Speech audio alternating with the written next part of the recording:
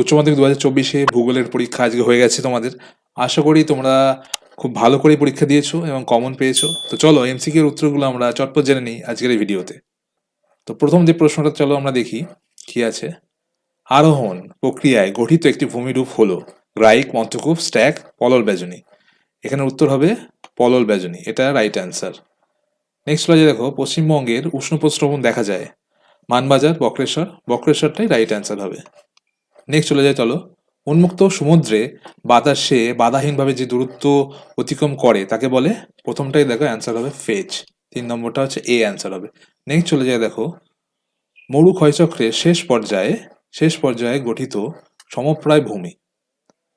সমপ্রায় ভূমিকে কি বলে, এটা কি হবে উত্তরটা আমরা দেখে নিই চলো। দেখো পেনিপ্লেন, পেরিপ্লেন, প্যানপ্লেন, পেডিমেন্ট। এটা হবে পেডিপ্লেন, যতদূর সম্ভব। তবু একটা বই তোমরা একটু দেখে নিও, পেডিপ্লেনই হওয়ার সম্ভাবনা বেশি। নেক্সট দেখো, একনত গঠনযুক্ত ভূমিভাগে গড়ে ওঠে কি, জাফরিরূপী জল নির্গমন প্রণালী।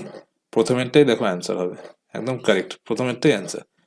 নেক্সট দেখো কি আছে, অ্যান্ডিসল এর একটি উদাহরণ হলো, দেখো এটাও একটু কনফিউশন, সিরোজেম মৃত্তিকা, পর্জল, ল্যাটেরাইট মৃত্তিকা, কৃষ্ণ মৃত্তিকা। এটা কৃষ্ণ মৃত্তিকাই হবে, একবার বইটা দেখে নিও, এখানে একটু কনফিউশন আছে, কৃষ্ণ মৃত্তিকায় হওয়ার চান্স আছে। আশা করি তোমরা ঠিকই করেছো। 7 নম্বরটা দেখি দেখো, প্রশমিত নিরপেক্ষ মাটির পিএইচ এর মান হলো, খুব সহজ এটা 7, আমি এটা সাজেশনের মধ্যেও দিয়েছিলাম। চলো দেখে নিই নেক্সট প্রশ্নটা। পৃথিবীর পৃথিবীর জলবায়ু শ্রেণীবিভাগ করেন কে করেন, ভি কোপেন, খুব সহজ এটা। নেক্সট চলে যায় দেখো পরবর্তী প্রশ্নে কি আছে, একটি ওজোন অণুকে অক্সিজেনের পরমাণুর সংখ্যা, একটি ওজোন অণুতে অক্সিজেনের পরমাণুর সংখ্যা কি, 3টি আমরা জানি, এটাই অ্যান্সার হবে। নেক্সট চলে যায় দেখো, শ্বাসমূল যুক্ত উদ্ভিদের একটি উদাহরণ হলো গরান, শাল, কফি, বাবলা। গরান, সুন্দরী গরান আমরা জানি।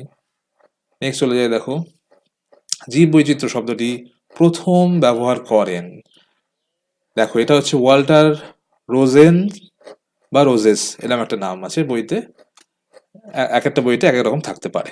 নেক্সট চলে যায় দেখো, হরপা বান বা ফ্ল্যাশ ফ্লড সৃষ্টির মূল কারণ হলো কি, এটা মেঘ ভাঙা বৃষ্টি, এটা হচ্ছে অ্যান্সার হবে।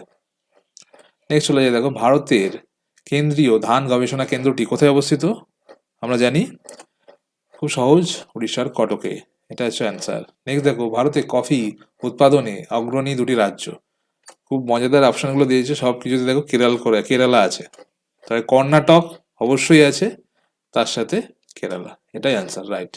নেক্সট চলে যায় দেখো, ভারতে প্রথম পেট্রো রসায়ন শিল্পকেন্দ্র স্থাপিত হয়, এটাও একটু কনফিউশন থাকতে পারে তোমাদের, তবে অ্যান্সারটা হলদিয়া হবে। একবার বইটা দেখে অবশ্যই তোমরা কমেন্টে জানিও এই প্রশ্নটা। নেক্সট দেখো, ডেট্রয়েট শহরটি যে শিল্পের জন্য পৃথিবী বিখ্যাত তা হলো, খুব সহজ, দেখো মেট্রো গাড়ি নির্মাণ কেন্দ্র ডেট্রয়েট। নেক্সট চলে যায় দেখো, 2013 সালে ভারতে যোগাযোগ ব্যবস্থার অন্তর্গত যে পরিষেবাটি বন্ধ করে দেওয়া হয়েছে তা হলো কি পরিষেবা, টেলিগ্রাম পরিষেবা। টেলিগ্রাম আর পাঠানো যায় না, এটা বন্ধ করে দেওয়া হয়েছে। নেক্সট চলে যায় দেখো, সোনালী চতুর্ভুজ যে 4টি নগরকে যুক্ত করেছে সেটি হলো, আমাদের সব থেকে বড় নগর 4টি, দিল্লি, মুম্বাই, কলকাতা, চেন্নাই। দেখো সিটা অ্যান্সার হচ্ছে।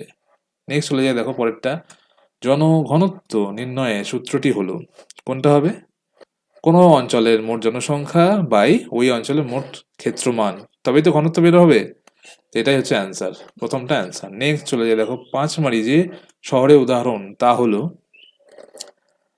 পাঁচমারি হচ্ছে যে শহরের উদাহরণ, তাই তো, এটা যতদূর মনে হচ্ছে প্রতিরক্ষা শহর। একটা কনফিউশন, তোমরা এটা একটু দেখে নিও বইতে, আমাকে অবশ্যই কমেন্ট করে জানিও।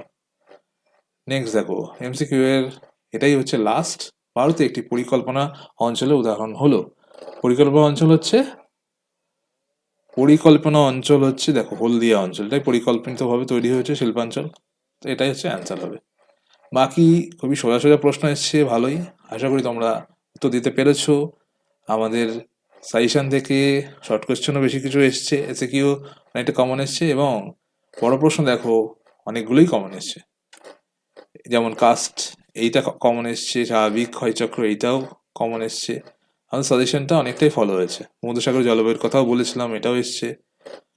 তারপরে দেখো শস্যা বর্তনের কথা বলেছিলাম, এটাও এসছে। আমাদের সাজেশন থেকে অনেকগুলো প্রশ্ন এসছে, বেশ ভালো প্রশ্ন হয়েছে এবছর। তো আশা করি তোমরা ভালো পরীক্ষা দিয়েছো। কোনো রকম অসুবিধা হলে অবশ্যই কমেন্ট করতে ভুলো না। চ্যানেল নতুন হয়ে থাকলে বলবো আগামী ভিডিওগুলো দেখার জন্য অবশ্যই সাবস্ক্রাইব করে রেখো আমাদের চ্যানেল। ভালো থাকো সবাই, কমেন্ট করতে একদম ভুলো না। যে কনফিউশন প্রশ্নগুলো বললাম একবার বইটা দেখো এবং দেখে আমাকে অবশ্যই কমেন্ট করে জানাও। থ্যাংক ইউ সবাইকে।